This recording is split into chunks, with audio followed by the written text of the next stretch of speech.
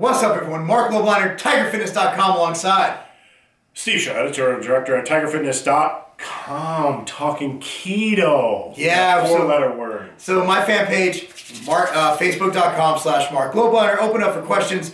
Everybody whose question we read and answer on YouTube and Facebook, you get a free tub of MTS Whey, not a 2-pounder, but a 5-pounder.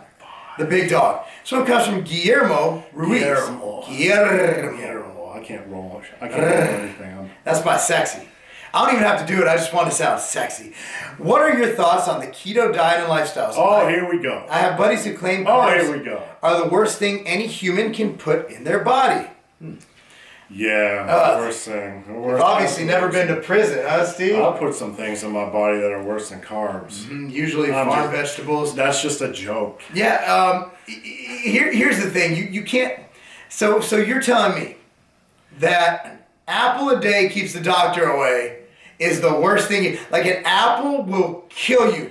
I think that might be a bit extreme, Guillermo, because I think arsenic is worse than an apple. Yeah. Unless it's an apple covered in arsenic. Here's the problem. You guys are falling for the hype. You're falling for this whole war on carbs. As much as I love the guys doing it, as much as I think there are valuable benefits to ketogenic diets for diabetes, the cancer research has pretty much been slapped to the side because they had some counter research showing that it actually doesn't help at all. Right. But I don't know enough about that to speak on it, but I used to promote it as this might help with cancer. Now I'm just off that till they reach some better conclusion than they have.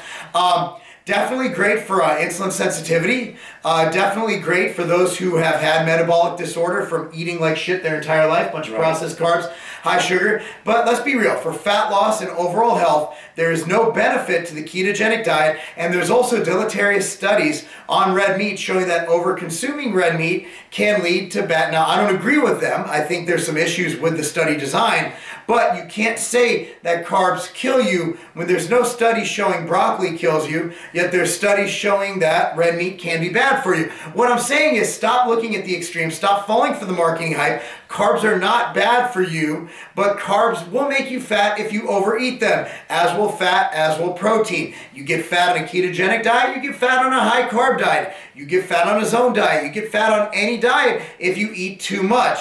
Your friends are incorrect. You know, one of my biggest pet peeves is when I get a message when somebody slides into my DM.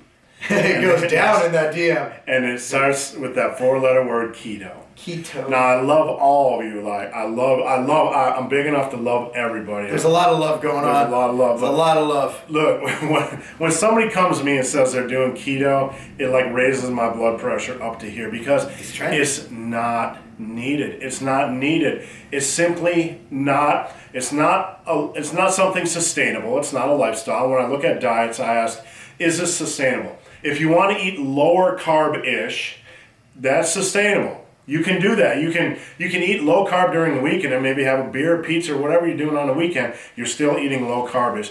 It's not sustainable and it's not needed, and it provides no extra benefit over just eating reasonably. For most people, they got fat, are on processed foods and bad food choices, and double lattes.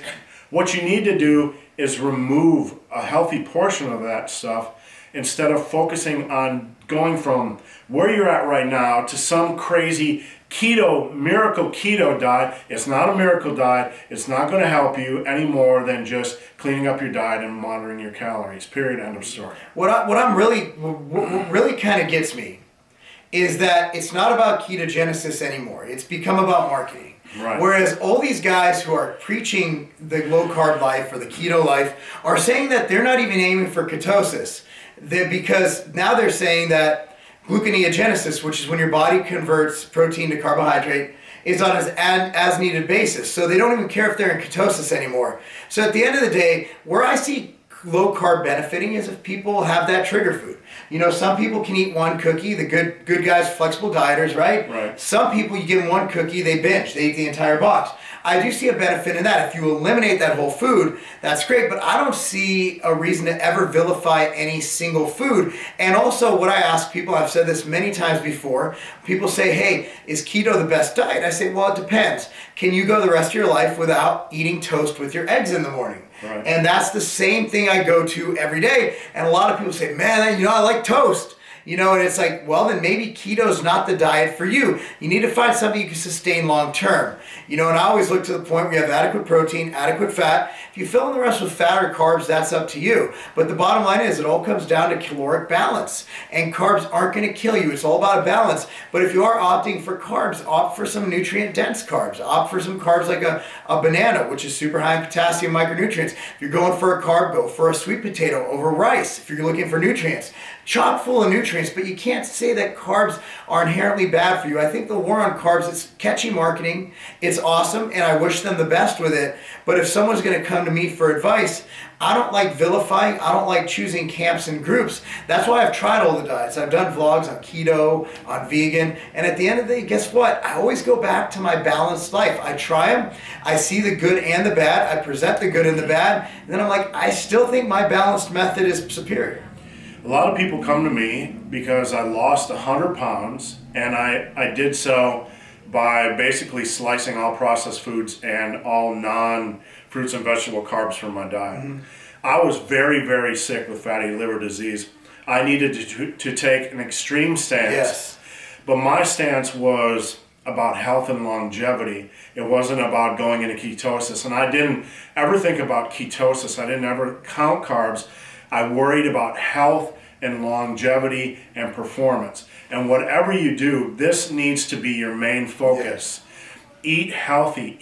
Eat a quality mix of micronutrient dense foods. I have found I went 2 years without eating any rice, without eating any peas, without eating any beans, any bananas, anything that had any substantial amount of carbs in them. And I could function. I did great. I didn't need ketosis. But I've slowly started to put things back into my diet that, like rice, and I found I feel the same. My fatty liver disease is at bay, my diabetes at bay. I found that carbs weren't the enemy. The enemy was the processed foods and the junk foods.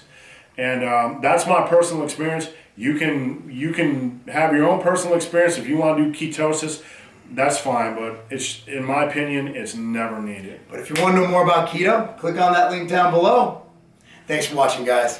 That's not a game.